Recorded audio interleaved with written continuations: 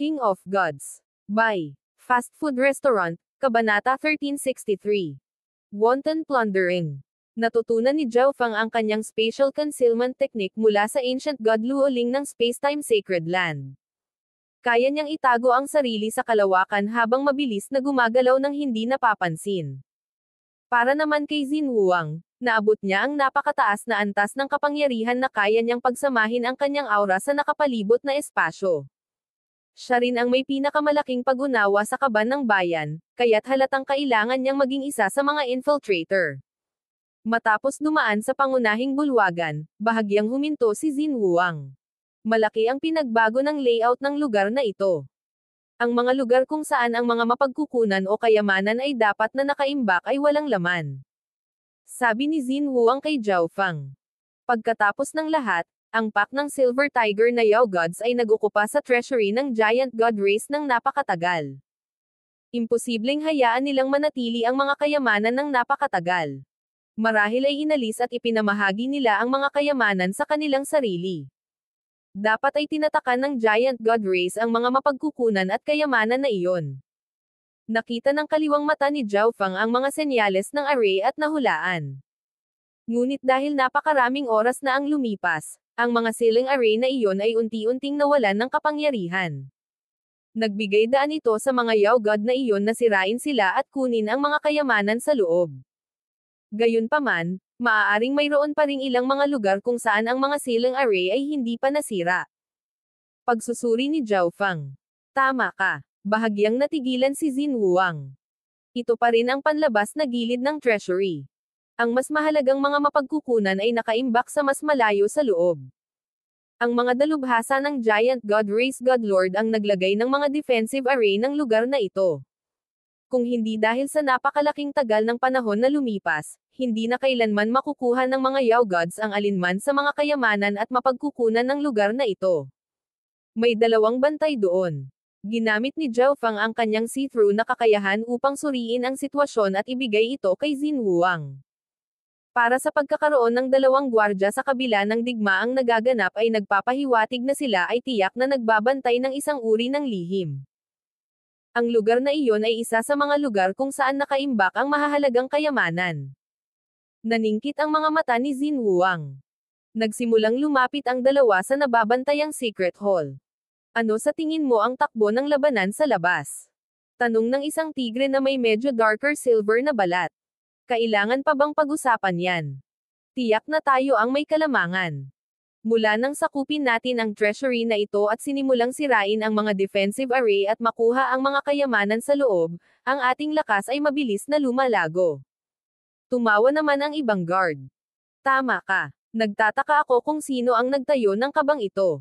Napakaraming kayamanan ang nakatatak sa loob. Dapat tayong magpasalamat sa kanila, hahaha. Buong pusong tumawa ang dark silver na tigre. Dahil gusto mong pasalamatan kami sa iyong buhay. Ungol ni Xin Wuang nang lumabas siya at inilabas ang isang daliri. Isang bolt ng sobrang condensed na enerhiya ng daliri ang bumaril pasulong na parang matalim na espada. O hindi. Ang pilak na tigre na si Yao God ay agad na ngumisi. Isa lang itong rank 8. Sa sandaling lumitaw si Xin Wuang, naramdaman nitong nasa mortal na panganib ito. Matagal nang pinalalakas ni Xin Wuang ang kapangyarihan sa pag-ataking ito, pinalalakas ang kanyang divine power at bloodline power. Gumalaw ito ng hindi kapani-pani walang bilis at hinampas ang Yao God. Plush. Isang butas ang lumitaw sa ulo ng pilak na tigre na Yao God, mula sa likod hanggang sa harap, ang dugo ay bumubulwak mula sa magkabilang dulo. Kahit na ang mga Yao Gods ng lugar na ito ay mas malakas kaysa sa mga nasa labas ng mundo, ang isang ordinaryong rank 8 Yao God ay hindi pa rin kayang tumanggap ng kahit isang suntok mula kay Xin Wuang. Ang lakas ng loob mong manghimasok. Ang ibang silver tigre ay parehong nagulat at natakot, at naghanda itong makipag-usap sa iba pang mga Yao Gods. Tribulation Lightning Eye Flame. Sa sandaling ito, isang baluktot na apoy ng kidlat ang sumabog sa kaluluwa nito. Ang Tribulation Lightning Eye Flame na ito ay isa sa pinakamalakas na pinakawalan ni Zhao Fang habang ang kanyang origin energy ay selyado. Ang kaluluwa ng pilak na tigre, na tinamaan ng malakas na tribulation lightning, ay hindi nakapagpadala ng anumang uri ng mensahe. Makalipas ang wala kahit isang segundo ng maikling pakikibaka, ang kaluluwa nito ay nawasak. Nagkatinginan ang dalawa. Ito ang unang pagkakataon mula nang magkakilala sila na magkatrabaho sila. Kahit na si Xin Huang ay isang dalubhasa sa Giant God race na may napakakapal na bloodline at isang cultivation na mas mataas kaysa kay Zhao Feng, ni minsan ay hindi siya minamaliit ng tingin sa kanya. Ang soul attack na ginamit ni Zhao Feng kanina ay sapat na para magdulot ng malaking banta kay Xin Huang. At naramdaman ni Xin Huang na hindi ginamit ni Zhao Feng ang buong kapangyarihan ng kanyang kaliwang mata. Namangha din si Zhao Feng sa pag-atake ni Xin Huang ngayon lang.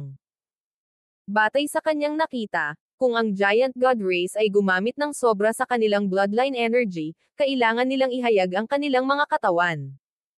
Gayunpaman, nagawang isama ni Xin Huang ang karamihan ng kanyang bloodline na enerhiya sa kanyang pag-atake at pinakawalan ito nang hindi inilalantad ang kanyang tunay na katawan. Ang antas ng kontrol na ito sa bloodline energy ay isang bagay na hindi kayang pantayan ng ibang miyembro ng Giant God race. Hindi natin naalarma ang ibang mga gwardya. Tiningnan ni Zhao Feng ang paligid gamit ang God's spiritual eye at sinabi. Pagkatapos ay gumamit si Xin Huang ng isang lihim na sining upang buksan ang isang maliit na siwang sa pintuan ng bulwagan kung saan sila makapasok. Sa loob ng bulwagan ay ang tila isang silid na pinalamutian ng maayos kung saan inilatag ang mga nakapaso na halaman at mga sinaunang aklat. Sa katotohanan, gayunpaman, ang bawat isa sa mga bagay na ito ay isang sikat na mapagkukunan o kayamanan. Halimbawa, ang mga aklat sa mesa ay pawang mga dekalidad na diskarte sa divine rank, at ang flower vase sa tabi ng mga libro ay ang dekalidad na divine level na divine artifact, myriad spirit celestial vase. Nabalitaan na ang imbakan na divine artifact na ito ay naglalaman ng hindi mabilang na maliliit na dimensyon ng iba't ibang mga kapaligiran, at mayroon itong mga dimensyon na maaaring mag-imbak ng mga mapagkukunan ng malamig na uri at mga sukat na may kakayahang humawak ng mga mapagkukunang uri ng apoy. Mahusay. Ang karamihan sa mga kayamanan at mapagkukunan sa silid na ito ay ganap na napanatili. Nagulat si Xin Huang. Agad siyang pumunta sa mesa at nagsimulang gumamit ng isang lihim na sining upang i-undo ang array. Ang mga arrays dito ay binuo ng Giant God race at pinagsama sa mga lihim na sining ng Heaven's Legacy race. Tanging ang mga upper echelon na miyembro ng Giant God race ang nakakaalam kung paano i-undo ang mga ito. Ang Myriad Spirit Celestial Vase. Ilang sandali lang bago natanggal ni Xin Huang ang selyo sa Myriad Spirit Celestial Vase at dinala ito sa kanyang bag. Masyadong mabagal. Medyo nag-aalala si Zhao Feng. Pagkatapos ng lahat, ang mga hanay ng lugar na ito ay inilatag ng isang God Lord. Kahit na naiintindihan ni Xin Huang kung paano i-undo ang mga ito, ang pag-undo sa mga ito ay nagtagal. Mayroong 50 hanggang 60 bagay na may iba't ibang laki sa silid na ito lamang. Kung tatanggalin sila ni Xin Huang isa-isa, ito ay magtatagal ng walang hanggan. Whoosh! Naglakad si Zhao Feng papunta sa isang anti-gong stand. Nagsimulang umikot ang kanyang kaliwang mata, binalot ng enerhiya ang anti-gong stand. Anong ginagawa mo? Ang mga hanay ng lugar na ito ay gumagamit ng kakaibang sikreto ng Giant God race na may halong lihim na sining ng Heaven's Legacy race. Agad namang nag-message si Xin Huang. Kung ang mga hanay ng lugar na ito ay napakadaling i-undo, ang mga pilak na tigre ay nakasamsam na sa lugar na ito ng lahat ng mga kayamanan nito. God-Eye Disintegration. Ang kaliwang mata ni Zhao Feng ay kumislap ng parang panaginip na liwanag, na dumaan sa antique stand ng libu-libong beses. Upang mabawasan ang pagkonsumo, tinarget ni Zhao Feng ang ceiling array. Whoosh! Ang selyo kung saan nakatutok ang kanyang tingin ay nagsimulang dahan-daang humina. Dahil nasira ang istruktura ng array, nagsimula itong dahan-daang mawala. Anong ay bloodline technique yan? Namutla sa alarma si Xin Huang. Paano maaaring umiral ang gayong mahimalang pamamaraan ng i-bloodline sa mundong ito, na magagawang patuloy na pahinain ang kapangyarihan ng isang array? Ngunit si Xin Huang ay walang oras na mag-alala tungkol sa mga ganoong bagay sa sandaling ito, at bumalik siya sa pag-undo ng mga array at pagkolekta ng mga mapagkukunan. Kapag natapos na niyang tipunin ang lahat ng mapagkukunan maliban sa anti-gong stand, sa wakas ay natapos na ni Zhao Feng ang pagbuwag sa lahat ng mga seal na sumasaklaw sa stand na ito. Maraming salamat. Ngumiti si Xin Wuang. Ang mga bagay sa stand na ito ay mas mahalaga, at ang karamihan sa mga ito ay mga divine artifact o kasangkapan. Para sa kadahilanang ito, ang mga array na nagpoprotekta sa kanila ay nasa mas mataas na antas. Ito ang dahilan kung bakit hindi siya nagsimula sa anti-gong stand na ito. Nang matapos niyang kolektahin ang iba pang mga item, natapos na ni Zhao Feng ang pag-undo ng mga arrays sa paligid ng antique stand. Ito ay nagligtas kay Xin Wuang ng mahabang panahon. Matapos dambungin ang silid na ito, umalis ang dalawa para ipagpatuloy ang paghahanap. Wind God Finger. Tribulation Lightning Eye Flame. Sina Zhao Feng at Xin Wuang ay nagsanib upang patayin ang isang rank 8 Yao God. Ang dalawang grupo ng Yao God ay nasa gitna ng isang digmaan, kaya ipinakalat nila ang kanilang mas malalakas na miyembro sa labanan habang ang ordinaryong rank 8 Yao Gods ay naiwan upang bantayan at patrolya ang kanilang base. Tingnan natin ang paligid ng gitna ng kabangyaman. Sabi ni Xin Wuang pagkatapos nilang dambungin ang isang maliit na sikretong silid. Ang sentro ng treasury ay kung saan itinatago ng Giant God Race ang pinakamahalagang kayamanan nito. Dalawang bantay lang. Katulad ng dati, sina Zhao Feng at Xin Wuang ay gumapang sa iba't ibang mga gwardya at naglunsad ng mga nakamamatay na pag-atake. Thump. Ang dalawang gwardya ay agad na nalipol ng nakamamatay na pag-atake ni na Zhao Feng at Xin Wuang. Sige. Isang tuwang-tuwa na si Xin Wuang ang nag-activate ng isang lihim na sining para buksan ang Central Treasury. Ngunit nang bumukas ang treasury at iniskan ng mag-asawa ang lugar gamit ang kanilang divine senses, namutla sila. Sa pinakamalalim na bahagi ng treasury na ito, isang napakalaking silver na tigre ang nagpapahinga, ang cultivation peak nito ay rank 8. Ito ay lubos na katulad ng pinuno ng grupong ito ng mga Yao Gods. Kayo ay mga taong nanghihimasok. Biglang bumangon ang Silver Tiger at tinitigan sina Zhao Feng at Xin Wuang. Sa labas, ang dalawang grupo ng Yao God ay naglaban buong araw. Nagpadala ka talaga ng mga tao para pumasok sa aking kaban. Ang napakalaking silver na tigre ay biglang ngumisi, ang malamig at mabangis nitong mga mata ay nakatitig sa napakalaking silver green na sawa sa harapan nito. Wala akong ginawang ganyan. Siguradong dahil masyado kang nasaktan sa mga Yao Gods, at ginamit nila ang pagkakataong ito para makalusot sa iyong treasury. Tumawa ang sawa. Kalokohan. Daan-daang milyong taon na ang nakalipas mula nang huli akong makakita ng tao. Nagmura ang pilak na tigre, at pagkatapos ay naghanda upang bumalik sa kanyang kabangyaman. Mga tao. Nagulat ang napakalaking sawa, ngunit nang makita ang higanteng silver tiger na balak umatras, agad itong sinundan. Saan ka pupunta? Sumasabog na may malakas na time intent, ibinuka ng silver green na python ang bibig nito at iniluwa ang madilim na berdeng fog. Ang aming dalawang paksayon ay mapayapa sa loob ng maraming taon. Gusto mo ba talagang dalhin ang mga bagay sa ganitong antas? Galit na sumigaw ang pilak na tigre. Pinatay mo muna ang mga Yao Gods ko, at hinamon mo pa kami. Malamig na ngumisi ang green and silver python. Kalokohan. Malinaw na ang iyong mga Yao Gods ang unang umatake. Ang dalawang pinakamataas na rank 9 Yao Gods ay agad na nagsimulang magtalo. Unti-unti, sinimulan nilang pagsamasamahin ang pagkakasunod-sunod ng mga pangyayari. Maaaring ang mga taong iyon. Gusto kong makita kung anong uri ng mga tao ang napakawalandiya na mag-uudyok ng hidwaan sa pagitan natin at manloob ang iyong kabangyaman. Ang pinakamataas na rank 9 Yao Gods ay agad na huminto sa pakikipaglaban. Tignan mo yan. Ang itim na bundok na iyon ay nababalot ng kayamanan. Tumawag ang isang peak rank 8 Ancient God of Ancient Soul Hall. Ang half-step na God Lord of the Ancient Soul Race na nangunguna sa grupong ito ay sumulyap at medyo natukso, ngunit sa sandaling ito, ang kristal na globo sa kanyang kamay ay kumikislap na may asher na liwanag. May aktibidad. Malapit na ang Ancient God Seal. Nagulat ang Ancient God JLC. Binigyan sila ni Yu Heng ng tool na ito. Kung ang Ancient God Seal ay nasa isang tiyak na radius, agad itong magre-react. Para sa isang sandali, ang pangkat ng tatlong ay frozen sa lugar. Bakit hindi muna natin tingnan ang itim na bundok na iyon? Mahinang iminungkahi ng pinakamataas na rank 8 Ancient God. Bagamat ang paghahanap ng Ancient God Seal ang una nilang misyon, hindi ito tulad ng binabantayan sila.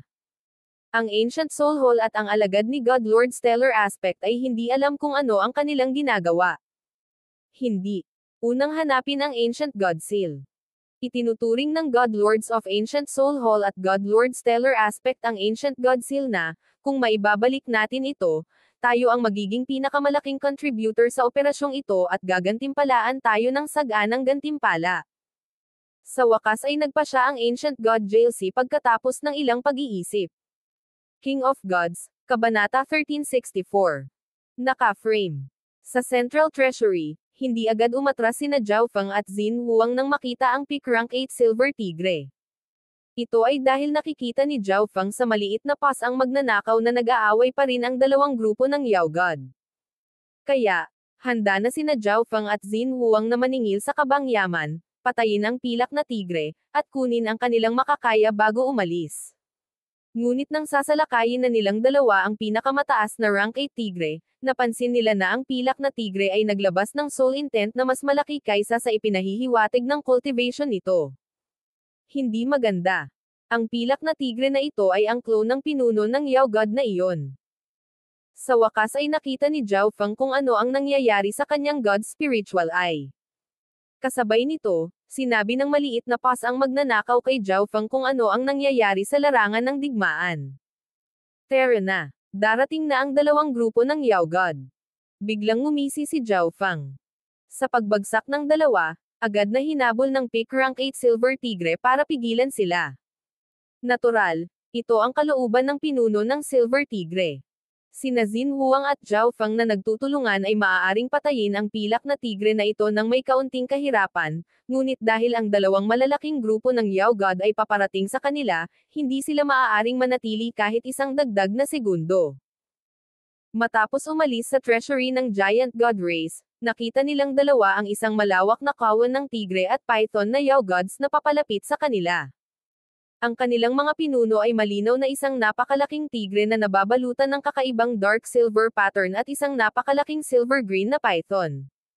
Pareho silang nasa tuktok ng rank 9. Kung sila ay ordinaryong pinakamataas na rank 9 Yao Gods, ang isang taong may lakas ni Xin Huang ay hindi man lang sila binayaran ng pangalawang sulyap. Gayunpaman, ang mga Yao Gods ng lugar na ito ay bihasa sa time intent. Sa one-on-one na tunggalian, maging si Xin Huang ay mahihirapan sila.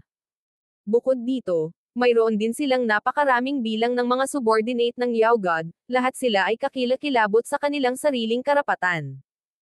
Kayong dalawang magnanakaw, talagang naglakas loob kayong mandembong sa aking kaban. Sumisigaw ang pilak na tigre habang papalapit ito ng malakas na momentum.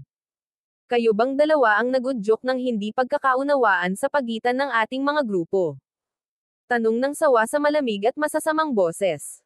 Tumakbo. Sigaw ni Zhao Feng. Sila ay orihinal na naniniwala na, sa kanilang bilis at oras ng reaksyon, maaari silang makatakas bago dumating ang dalawang grupo ng Yao God. Nako, ang pinakamataas na rank 9 Silver Tigre ay nag-iwan ng clone sa Central Treasury. Hindi pa rin ito tugma para sa kanila, ngunit dahil kinokontrol ito ng pinakamataas na rank 9 Yao God, mas malakas ang Silver Tiger na iyon kaysa karaniwan. Tumigil ka. Ang clone ay biglang sumabog sa sarili, na naging isang madilim na pilak na mapanirang bagyo na nagtangkang pilitin sina Zhao Feng at Xin Huang pabalik sa kaban ng bayan. Nagtulungan sina Zhao Feng at Xin Huang, gamit ang defensive arts para harangan ang self-detonation na ito. Boom! Halos hindi na sila makatakas sa kabang yaman nang magsimulang dumagundong sa kanila ang malawak na sangkawan ng mga Yao Gods. Kahit na ang isang tao na kasing husay ni Zhao Feng ay naramdaman ang mabilis na pagtibok ng kanyang puso sa tanawing ito. Hindi tayo makakatakas. Lumamlam ang ekspresyon ni Xin Huang. Pinigilan sila ng time intent ng lugar na ito, na nagbawas sa bilis ng kanilang bilis, ngunit ang mga Yao God na ito ay katutubong at hindi pinigilan sa anumang paraan. Sa kabaligtaran, pinahintulutan sila ng kanilang time intent na gumalaw ng may hindi kapani-paniwalang bilis. Tila ang pangkat na ito ng mga Yao Gods ay malapit nang makarating kina Zhao Feng at Xin Huang. Ang pinagsamang kapangyarihan ng dalawang grupo ng Yao God ay sapat na upang agad na durugan ang pares. Zhao Feng, mayroon ka bang paraan para makaalis dito? Tanong ni Xin Huang. Hanggang ngayon, si Zhao Feng ay palaging nakakapagbigay ng nakakagulat na pagganap. Kung kahit si Zhao Feng ay walang solusyon, magagamit lang ni Xin Huang ang kapangyarihan ng Ancient God Seal para umalis sa lugar na ito kasama si Zhao Feng. Ngunit ang Ancient God Seal ay magagamit lamang upang magbukas ng landas tuwing 1,000,000 taon. Kung aalis sila ng ganito, kailangan pa nilang maghintay ng 1,000,000 taon bago makapasok muli. Hindi pa rin sila gaanong nakuha mula sa treasury ng Giant God Race, tiyak na hindi sapat para payagan ang Giant God Race na mabilis na umangat. Napakatagal din ng 1,000,000 taon, at napakaraming kaganapan ang maaaring mangyari sa panahong iyon. Ano ang nangyayari sa unahan? Gulat na tanong ng isang pick rank 8 Ancient God of Ancient Soul Hall. Ayon sa tool na hawak ng Ancient God JLC, nasa unahan ang Ancient God Seal. Gayunpaman, naramdaman niya na may kakaibang nangyayari sa unahan, at ang hangin ay napuno ng madugong amoy. Iyan ay isang grupo ng Yao God. Ang Ancient God JLC ay may mas malakas na divine sense at isang karagdagang sensory range, kaya siya ang unang nakaalam ng sitwasyon. Maaaring ang grupo ni Xin Huang ay napapaligiran ng mga Yao God na ito. Ang Ancient God JLC ay haka-haka. Ayon sa Crystal Sphere, ang Ancient God Seal ay hindi masyadong malayo sa grupong ito ng Yao God. Kung gayon, ano ang ating pinakamahusay na hakbang? Tanong ng isa pang miyembro ng kanyang team. Obserbahan ang sitwasyon at abangan ang anumang pagbabago. Utos ng Ancient God JLC. Naranasan din nila ang kapangyarihan ng mga Yao Gods ng lugar na ito. Wala kahit isang kalahating hakbang na God Lord na tulad niya ang may kumpiyansa na manalo laban sa napakaraming Yao Gods. Naramdaman ng Ancient God JLC ang grupo ng Yao God dahil siya ay isang half-step God Lord, ngunit ang Yao God Group ay mga katutubong nilalang at hindi pinigilan sa anumang paraan. Bukod dito, lahat sila ay napakatanda na at nagtataglay ng makapangyarihang kalooban, kaya naramdaman nilang lahat ang pangkat ng tatlo mula sa Ancient Soul Hall sa likuran nila. Ang dalawang grupo ng Yao God ay 100,000 li lamang mula kina Zhao Feng at Xin Huang nang bigla silang tumigil. Mga tao. Ang mga mata ng silver na tigre ay sobrang dilim at madilim. Bakit ang daming tao na lumalabas dito? Nagulat din ang silver green na sawa. Sa tapat ng grupo ng Yao God, napansin ni na Zhao Feng at Xin Huang ang kakaiba sa mga Yao Gods. May tao pa ba dito? Nagdilim ang ekspresyon ni Zhao Feng. Nang buksan ni Xin Huang ang landas gamit ang Ancient God Seal, 5 lang ang grupo nila ang pumasok. Ngunit base sa sinasabi ng dalawang grupo ng Yao God, may iba pang mga tao sa malapit. Hindi ito Ancient God Resplendence o alinman sa iba pa. Sabi ni Xin Huang pagkatapos ng maikling pagpapalitan ng mga mensahe. Ito ay mas kakaiba. Maaaring palaging may mga tao sa dimensyong ito.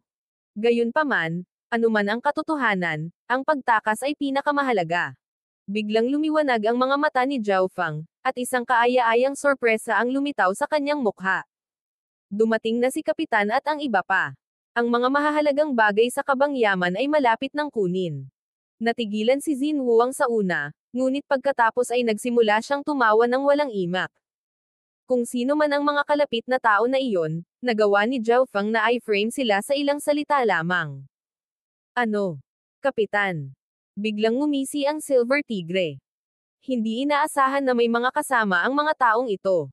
Sa pagtugis kina Zhao Feng at Xin Huang, talagang napalayo sila sa kabangyaman. Kung magpapatuloy sila sa paghabol, ang tatlong tao sa likod nila ay maaaring kumuha ng pagkakataong ito na makapasok sa kaban ng bayan. Bukod dito, ang pinakamalakas sa trio na iyon ay isang kalahating hakbang na God Lord ng mabigat na kapangyarihan. Ang pick rank 9 Silver Tigre ay hindi katapat para sa taong ito sa isang tunggalian. Tara na. Nagsimulang lumipad palayo sina Zhao Feng at Xin Huang, naglalakbay ng hindi masyadong mabilis o masyadong mabagal. Samantala, nasa dilema naman ang grupo ng Silver Tiger. Kung magpapatuloy sila sa paghabol, ang tatlong tao sa likod nila ay makapasok sa kaban ng bayan. Bigyan mo ako ng isang kamay at ikaw ay magkakaroon ng aking pinakamalalim na pasasalamat. Kinausap ng Silver Tiger ang Silver Green na sawa. Sige. Agad namang pumayag ang sawa. Ang digmaan sa pagitan ng dalawang grupo sa pagkakataong ito ay nagresulta sa maraming casualty, at ang lahat ng ito ay naudyukan ng mga tao, na nag-iwan sa kanila ng ganap na galit at may nagninangas na puot sa mga tao. Kayong mga lalaki, habulin ang dalawang iyon. Agad na utos ng Silver Tiger. Pagkatapos ay nagpatuloy ito sa likuran kasama ang pilak berdeng sawa at karamihan sa mga Yao Gods. Ang natitirang apat na Silver Tigre ay binubuo ng isang rank 9, dalawang pick rank 8s, at isang rank 8. Ang apat na Yao God na ito ay mabilis na sumugod kina Zhao Feng at Xin Huang. Mahusay. Hindi napigilan ni Xin Huang na sumigaw. Kung ikukumpara sa nakaraang krisis, ang apat na pilak na tigre na ito ay walang anuman. Ang mga kalapit na hindi kilalang tao ay talagang napakalakas kaya't kailangan nitong bumalik ang mga pinuno ng Yao God. Bahagyang naalarma si Zhao Feng. Sinubukan lang niyang makita kung ano ang mangyayari, at natural na kahanga-hanga ito, ngunit hindi inaasahan ni Zhao Feng ang antas ng tagumpay na ito. Nakuha ng mga mahiwagang tao na iyon ang halos 70% ng mga Yao Gods. Sa kabilang dulo, Ancient God JLC, may mali. Biglang sinabi ng pinakamataas na rank 8 Ancient God. Ang mga bagay talaga ay kakaiba. Ang Ancient God JLC ay may labis na malungkot na ekspresyon. Silang tatlo ay wala man lang nagawa, kaya bakit ang grupo ng mga Yao Gods ay lumalapit sa kanila ng napakalakas ng momentum. Sa hitsura nito, parang nakabuo sila ng walang kamatayang sama ng loob sa mga Yao God na ito. Ancient God JLC, kailangan na nating umalis dito. Ang rank 9 Ancient God ay agad na tumawag sa alarma. Sandali lang. Tumahol ang Ancient God JLC. Tiyak na nakaligtaan nila ang itim na bundok kanina para ma-intercept nila si Xin Huang at makuha ang Ancient God Seal. Kung tumakas sila ngayon, sinayang na nila ang pagkakataon. Good sir, wala kaming hinanakit sa iyo. Sigaw ng Ancient God JLC. Walang sama ng loob. Mas inaalala mo yan. Malamig na ngumisi ang silver green na sawa. Kalokohan. Mga tusong tao, mamatay. Ang dark silver na tigre, na hindi napigilan ang galit nito, ay bumaril patungo sa Ancient God JLC sa isang bolt ng silver light. Nasa likod nito ang silver green na sawa. Kailangan nilang dalawa na magtulungan para harapin itong kalahating hakbang na God Lord. Itong mga handgal na Yao Gods. Tiyak na naloko sila ni Xin Huang. Napagtanto ng Ancient God JLC ang nangyari. Sa puntong ito, sa harap ng napakaraming nakakatakot na Yao Gods, maaari lamang siyang tumakas. Talagang may na-misunderstood ka. Tayong tatlo ay naparito upang hulihin ang dalawang kabataang iyon na iyong hinahabol. Ikinaway ng Ancient God JLC ang kanyang mga kamay, nagpakawala ng madilim na halos ng enerhiya na umatake sa dalawang pinakamataas na rank 9 Yao Gods. Dapat kang mamatay, at mamamatay din sila. Umungal ang pilak na tigre. Iniwan nila ang apat na Yao Gods doon, sapat na para magkapira-piraso sina Zhao Feng at Xin Huang. Kaya, ang pinakamahalagang gawain sa kamay ay ang pagpatay sa 3 taong ito at paglabas ng kanilang galit. Ewo. Ang apat na Yao Gods ay napaungol habang sila ay sumusugod. Hayaan mo akong subukan. Sigaw ni Xin Huang habang humakbang pasulong, ang kanyang bloodline energy ay baliw na lumalakas. Boom! Pagkaraan ng ilang sandali, isang banal na puting liwanag ang sumabog sa kalangitan, at si Xin Huang ay agad na naging isang napakalaking higanti. Sa pag-activate ng kanyang bloodline, ang mga depensa at kapangyarihan ni Xin Huang ay parehong nakatanggap ng napakalaking boost. Tumayo siya sa harap ng apat na Yao Gods na parang bakal na pader. Si Zhao Feng ay nakatayo sa likuran, na ginulo ang apat na Yao Gods sa pamamagitan ng eye bloodline techniques at soul attacks. Siyempre, hindi nag-away hanggang kamatayan ang dalawa, bagkos ay nag-away habang umaatres. Lord Huang, nandito na kami. Ilang sandali pa, lumitaw ang grupo ni Ancient God Resplendence. Sumama sa kanila ang munting pasang magnanakaw. Marami ba silang kasama? Galit na galit ang rank 9 Ancient God. Kahit na ang dalawang kaaway ay may kakaibang lakas, mayroon silang mga numero sa kanilang panig, at ang tagumpay ay sandali lamang. Ngunit ngayon, 3 pang ancient god ang lumitaw, kasama ang isang kakaibang pusa. Sa pagpasok ng mga bagong mandirigma na ito, ang 4 na pilak na tigre ay agad na nasa likurang paa. Huwag mo silang awayin. Mas mahalaga ang pagtakas. Tumawag si Xin Wuang. Bagamat sila ang may kapangyarihan, ang pilak na tigre na Yao Gods ay ganap na may kakayahang tumawag ng mga reinforcement. Nagtulungan ang grupo sa isang fighting retreat at maayos na nakawala sa Silver Tiger na Yao Gods. Matapos lumipad ng mahigit kalahating araw, tumakas sila sa lupa para magpahinga sandali. Lord Huang, paano nangyari ang operasyon? Tuwang-tuwang tanong ng ancient god Cheng Yun. Ito ang treasury na itinayo ng giant god race. Dapat ay naglalaman ito ng sapat na mga mapagkukunan at kayamanan upang suportahan ang giant god race sa isang mabilis na pag-akyat. King of Gods, Kabanata 1365. Level 9 Intent. Lord Huang, paano nangyari ang operasyon? Tuwang-tuwang tanong ng ancient god Cheng Yun. Ito ang treasury na itinayo ng giant god race. Dapat ay naglalaman ito ng sapat na mga mapagkukunan at kayamanan upang suportahan ang giant god race sa isang mabilis na pag-akyat. Ang kabangyaman ay inookupahan ng isang grupo ng mga Yao Gods, at marami sa mga kayamanan at mga mapagkukunan ay tinanggal noon pa man. Wala kaming masyadong oras ni Zhao Fang, kaya kaunti lang ang nakuha namin. Prangkang nagsalita si Xin Wuang. Medyo nadismaya ang ibang miyembro ng giant god race. Ito ay isang treasury na itinatag ng giant god race, ngunit ang kudeta ng ancient soul race ay pumihil sa giant god race na bumalik sa lugar na ito hanggang ngayon, na naging dahilan upang ang treasury ay sakupin ng mga Yao Gods. Pero huwag kang kabahan. Ang ancestral legacy treasury na ito ay napakalawak at puno ng pagkakataon. Maaari tayong manatili dito ng kaunti pa at makakalap ng mga mapagkukunan. Iminungkahi ni Xin Wuang. Ang kanyang mga salita ay natural na nakakuha ng pagsang-ayon ng iba. Una, hindi sila gaanong natamo, kaya kahit na bumalik sila ngayon, kung ano ang mayroon sila ay hindi sapat upang baligtarin ang sitwasyon para sa giant god race. Pangalawa, natural na kailangan ng isang tao na gumugol ng mas maraming oras sa kakaiba at mahalagang lugar gaya ng ancestral legacy treasury. Kung maaari silang kumuha ng ilang mga kayamanan mula dito upang madagdagan ang kanilang lakas, ito ay magiging isang biyaya lamang sa giant god race. Nabalitaan na ang lugar na ito ay naglalaman din ng sikreto sa pagiging isang god lord. Kung sila ay napakaswerteng natagpuan ang lihim na ito at marahil ay nakapasok pa sa hanay ng mga god lord, kung gayon kahit na hindi sila nagbabalik ng maraming mapagkukunan, maaari nilang pangunahan ang giant god race sa pagbagsak ng ancient soul hall. Ang lugar na ito ay puno ng panganib. Ang ating kasalukuyang lakas ay malayo pa sa sapat. Kinuha ni Xin Wuang ang mga mapagkukunang nakuha niya mula sa kabangyaman at ipinamahagi ang mga ito. Ang mga mapagkukunang ito ay iniwan ng giant god race para sa mga taong katulad nila, kaya tama lang na sila ay ginamit ng mga miyembro ng giant god race. Inilalabas sila ngayon ni Xin Wuang upang madagdagan niya ang lakas ng kanyang grupo. Maraming salamat, Hall Master. Nagulat at natuwa si Ancient God Resplendence at ang iba pa habang kinukuha nila ang mahahalagang mapagkukunang ito. Karaniwan, kakailanganin nilang makipagpalitan ng mga puntos ng kontribusyon para sa mga mapagkukunang ito, ngunit ang sitwasyon ay natatangi, na nagpapahintulot sa kanila na tamasahin ang gayong paggamot. Zhao Fang, kailangan din namin ang iyong lakas, para maituring ka rin na bahagi ng Giant God Hall. Kinausap ni Xin Wuang si Zhao Fang.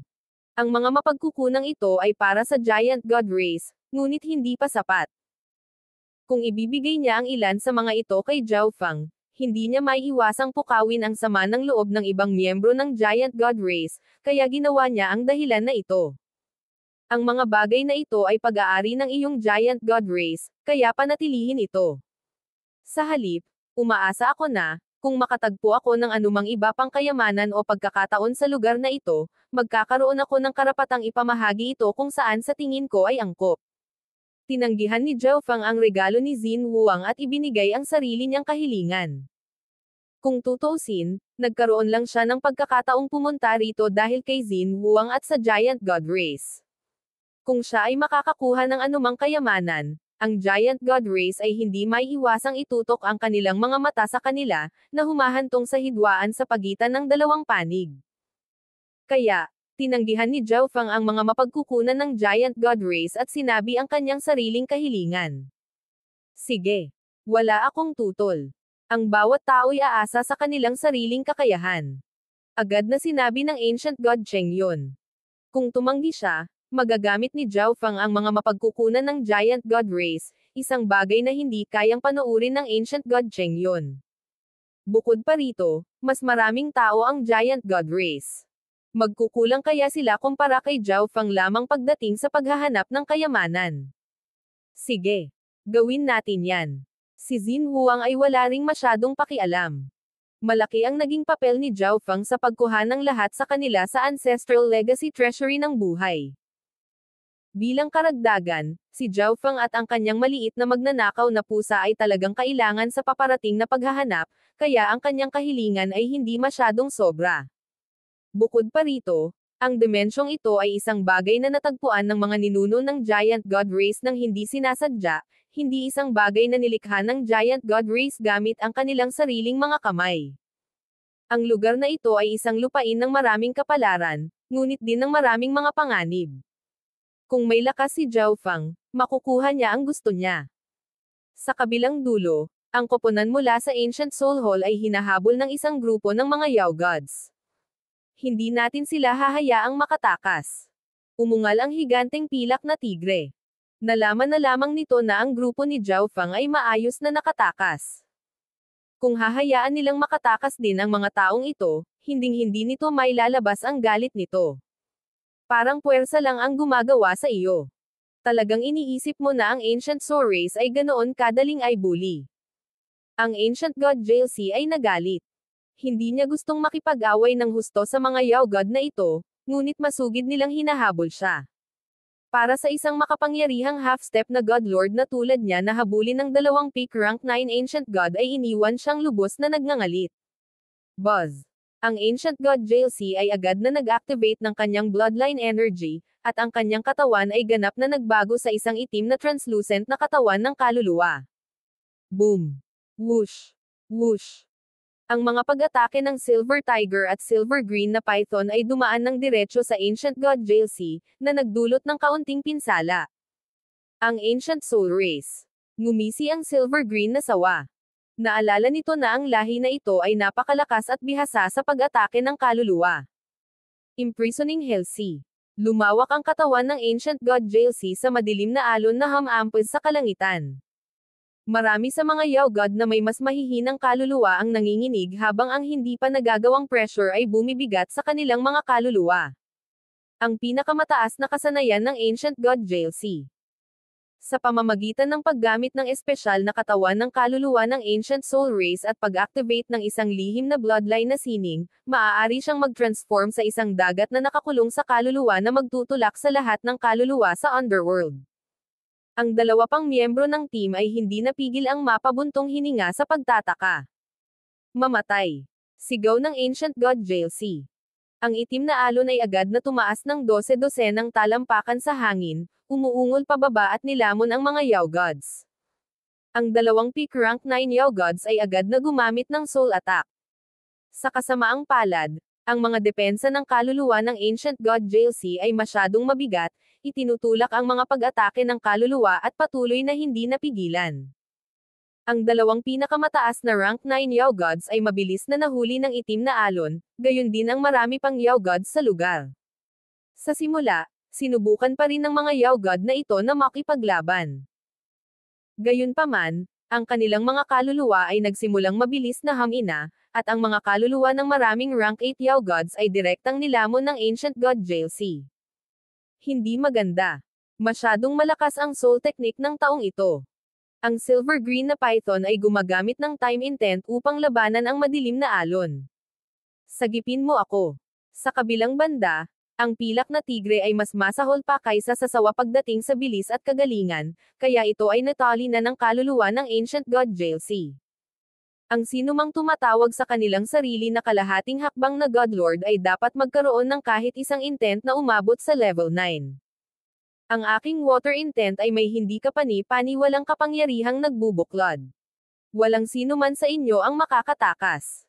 Ang tinig ng Ancient God Jalsi ay nagmula sa itim na karagatan. Bukod sa water intent, ang kanyang soul attack ay naglalaman din ng shadow intent. Ang dalawang nagtutulungan ay maaaring maging sanhi ng isang kaluluwa na unti-unting mawalan ng malay at mahulog sa katahimikan. Hanggat wala silang kakayahang lumaban, maaari niyang lumunin ang kanilang mga kaluluwa at dalisayan sila. Gayunpaman, ang lihim na sining na ito ay kumonsumo ng napakalaking halaga ng kanyang bloodline energy. Bukod dito, ang malawak na saklaw ng pag-atake ay nangangahulugan na ito ay mas nakakapagod din sa kanyang isip. Ang dalawang peak rank 9 ancient gods ay may mga pangit na ekspresyon. Kung hindi dahil sa kanilang makapangyarihang soul intents at mastery of time intent, matagal na silang napatay. Naging madilim ang mundo, ang mga itim na alon na naglalayong lunurin ang lahat. Magtrabaho ng sama-sama. Nagtama ang mga mata ng pinakamataas na rank 9 Yao gods at sabay na gumamit ng time intent.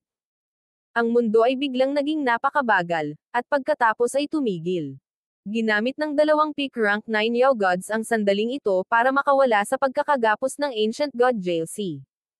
Hindi nagtagal matapos silang makatakas sa mga pagkakatali, bumalik sa normal ang mundo. Nakatakas sila. Time intent. Nagdilim ang ekspresyon ng Ancient God Jalsi. Nagtulungan ang dalawang peak rank 9 ancient gods para gamitin ang time intent para mag-freeze ng oras sa nakapaligid na rehiyon. Sa kabutihang palad para sa kanya, ang Ancient God Jalsi ay napakalakas na wala pang kalahating segundo ay na-freeze siya. Matapos makalaya, ang dalawang rurok na rank 9 ancient gods ay mahina at malungkot na tumitig sa Ancient God Jalsi. Bagaman nakatakas sila sa bilangguan, sila ay nasa kakilakilabot na kalagayan, hindi man lang nagamit ang 50% ng kanilang kapangyarihan. Ngunit ang lihim na sining ng Ancient God Jalsi ay medyo matagal na. Terra na. Ang mga itim na alon ay dahan-dahang umatras, na nagbabalik sa Ancient God Jalsi. Nagtagumpay siya sa pananakot sa dalawang grupo ng Yao God, ngunit malaki rin ang ginastos niya sa kanyang mga reserba. Ang patuloy na pakikipaglaban ay magdudulot ng hindi na mapawi na sugat sa kanyang kaluluwa. Bukod dito, ang lugar na ito ay lubhang mapanganib, at mayroon pa silang misyon na dapat gawin. Whoosh! Whoosh! Whoosh!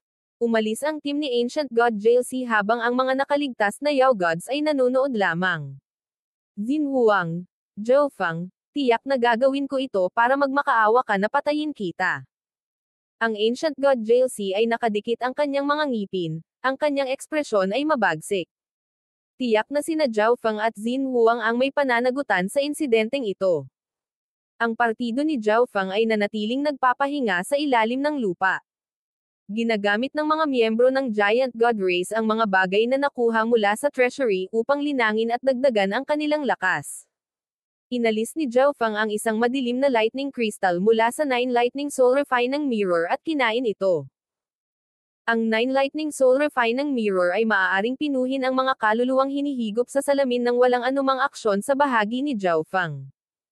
Habang nililinis nito ang mga kaluluwa, hihina ang lightning energy ng 9 lightning soul refining mirror. Gayunpaman, kung gagamitin ng isang tao ang pinong lightning soul crystals bilang pinagmumulan ng enerhiya, ang kapangyarihan ng 9 lightning soul refining mirror ay maaaring palakasin. Kamakailan, si Zhou Feng ay patuloy na kumakain ng lightning soul crystals para pinuhin ang kanyang soul intent, palakasin ang kanyang soul energy, at alisin ang mga dumi sa kanyang isip. Crystal ng lightning soul. Nakita ng Ancient God Cheng Yun si Zhou Feng na lumunok ng madilim na lightning crystal at agad na nagulat. Hindi katakataka na napakalakas ng mga diskarte sa linya ng mata ng soul ni Zhou Feng na kahit ang bloodline ng Giant God Race ay hindi makalaban dito. Si Zhou Feng ay may napakamahal na mapagkukunan ng kaluluwa na magagamit niya. Naririnig ko na ang lightning soul crystals ay maaaring magpainit ng kaluluwa ng isang tao, magpapaliit ng enerhiya ng kaluluwa, magpalayas ng mga demonyo sa puso, at maging sanhi ng kaluluwa na sumailalim sa isang malaking pagbabago. Agad na sinabi ng Ancient God Thundermount. Pero direkta niyang kinakain ang mga ito. Napakawalang ingat. Tahimik na tumawa ang Ancient God Cheng Yun.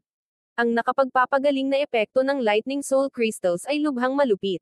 Ang mga ito ay karaniwang dinudurog sa pulbos o kinuha kasama ng mga likido na maaaring mag-ayos ng kaluluwa ng isang tao. Kung hindi, imposibleng matiis ang malupit na nakapagpapagaling na epekto ng lightning soul crystals at hindi na mapananauli ang pinsalang gagawin sa kaluluwa. Gayunpaman, si Zhao Feng ay lumilitaw na walang anumang discomfort pagkatapos kumain ng lightning soul crystal. Posible pang ang makarinig ng lagaslas mula sa kanyang bibig, at tila ninanamnam niya ang karanasan. Si Zhao Feng ay hindi lamang nagpapanggap. Ang malupit na lightning soul crystals ay perpektong pandagdag para sa kanyang lightning soul body. Nako, ang lightning soul crystal na ito ay lahat ay pino mula sa mga kaluluwa ng rank 8 ancient gods. Napabuntong hininga si Zhao Feng. Ang lightning soul crystals na ito ay pinino mula sa mga kaluluwa ng mga eksperto ng Heavenly Demon Hall, ngunit ang pinakamalakas na kaluluwa na naabsorb niya sa 9 lightning soul refining mirror noong panahong iyon ay ang pinakamataas na rank 8. Ang soul intent ni Zhao Feng ay umabot na sa limitasyon ng rank 8, at ang mas maraming lightning soul crystals na nakonsumo niya, mas mababa ang epekto ng mga ito. Kung makakakonsumo siya ng lightning soul crystal na pino mula sa isang rank 9 soul, ang kanyang soul intent ay maaaring sa wakas ay makatawid sa threshold na iyon. Bukod sa paglilinang ng kanyang kaluluwa, nililinang din ni Zhao Feng ang time intent. Sa Ancestral Legacy Treasury, kung ang isa ay hindi sanay sa time intent, ang isa ay lubhang magdurusa. Si Zhao Feng ay nililinang pa rin ang time intent, at ang maraming time intent na mapagkukunan dito ay naging mas madali para sa kanya na umunlad. Ginagamit din ni Xin Wuang at ng iba pang mga ancient god ang pagkakataong ito para linangin ang time intent. Makalipas ang isang buwan, tinapos ng grupo ang kanilang pag-iisa at naghanda upang magpatuloy sa paggalugad. Hanapin muna natin ang ilang mahuhusay na mapagkukunan ng time intent. Kung mauunawaan nating lahat ang time intent, ito ay magiging malaking tulong sa ating kabuuang lakas. Iminungkahi ni Xin Wuang.